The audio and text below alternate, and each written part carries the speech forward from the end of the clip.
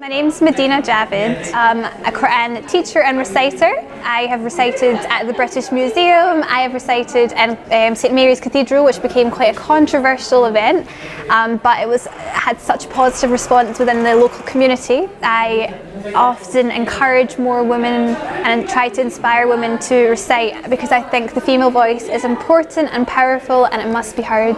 I really love the Qur'an and I want to share that connection that I feel in my heart with the Qur'an with other people so they can feel that too. When you share a recitation, it's like an act of charity. Even when I was reciting in the cathedral for the first time, I didn't know how people would react to this, because if they're used to hymns, but maybe Qur'an recitation isn't something they're familiar with. I was so surprised and so touched when people in the cathedral came up to me and actually shook my hand and thanked me for sharing that with them, and to see how touched that people were crying. They were so moved. It was really overwhelming to realise how powerful the Qur'an is and how it can really reach people's hearts. And that's like the message that I really love. There's a quote, like, what comes from the heart reaches the heart. You know, I don't actually have like a particular favourite. I think there's so much beauty and meaning in different parts of it, and I think depending on which stage you are in your life or something that you're going through, different parts and different verses can touch you in different ways. Someone inspiring in my life, Leslie, who's no longer with us, she always told me, always remember that Allah is closer to you than your own jugular vein. And I think that was just so beautiful, because no matter what you're going through, or whether it's good or bad times, you know that Allah is with you and is so close to you. So I found that a really touching verse. I recited Qur'an in the cathedral. There was an outcry from groups in America that were stirring up hatred about what had taken place, people that were not even there. So there was a lot of hatred and offensive messages, even death threats sent towards the cathedral.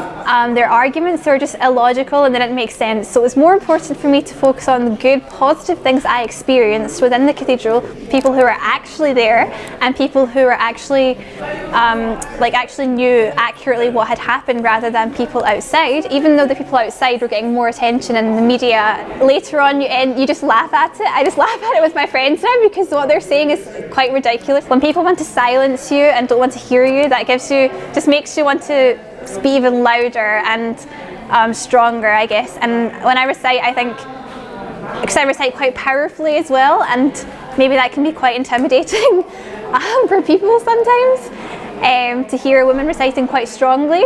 Faith to me is, I guess it can be a very personal thing, but also a public thing because of the way you look, and you know, I'm overtly a Muslim because of my scarf.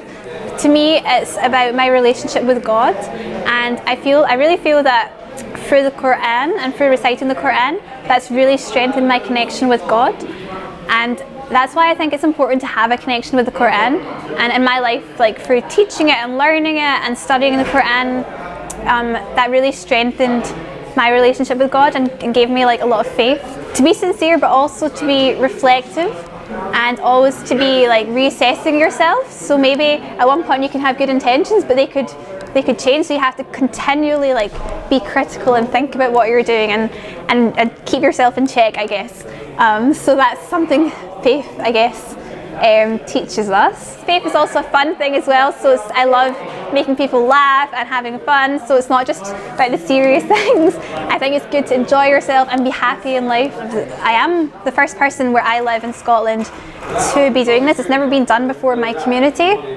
But I look to countries like Indonesia and Malaysia, where it's something so common. There's women reciting all the time, so it's something that is not new. It's been done around the world in many places. I think that could be due to a lot of cultural barriers, and it's definitely important for women's voices to be heard, because as one of my friends told me, female Qur'an recitation, it tells a different story. And even when I found recitations of, for example, Sakina Hassan from 1933, found the most beautiful recording of her, it was so touching, and it really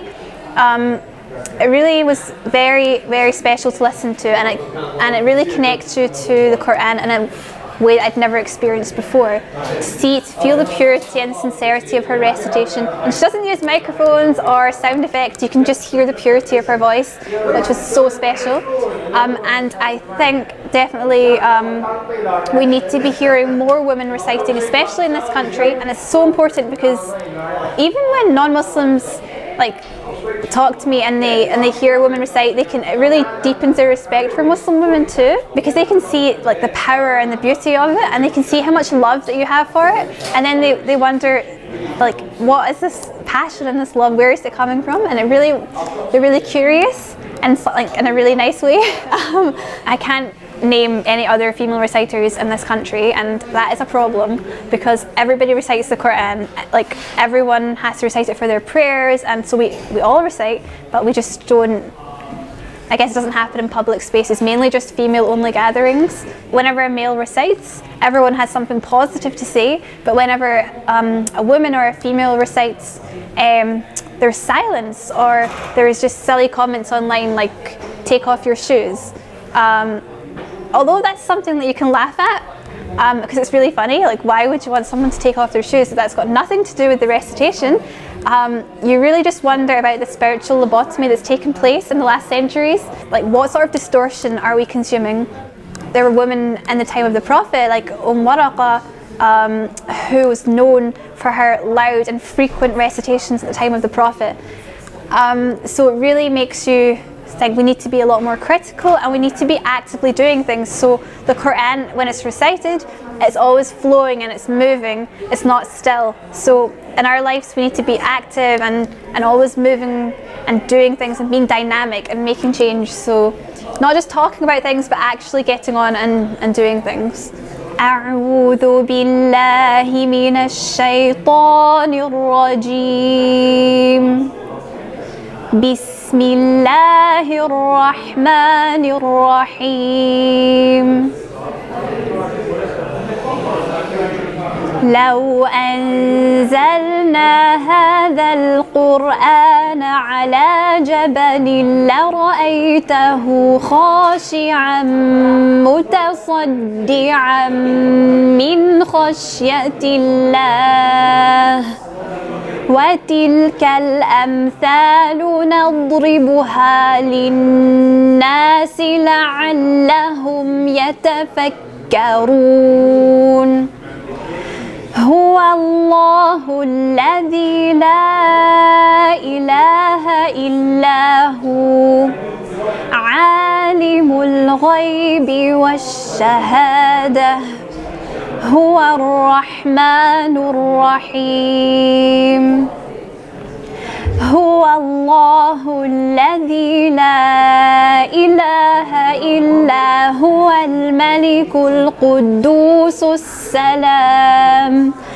الملك القدوس السلام المؤمن المهيمن العزيز الجبار المتكبر سبحان الله عما يشركون هو الله الخالق البارئ المصور له الأسماء الحسنى يسبح له ما في السماوات والأرض وهو العزيز الحكيم صدق الله العظيم.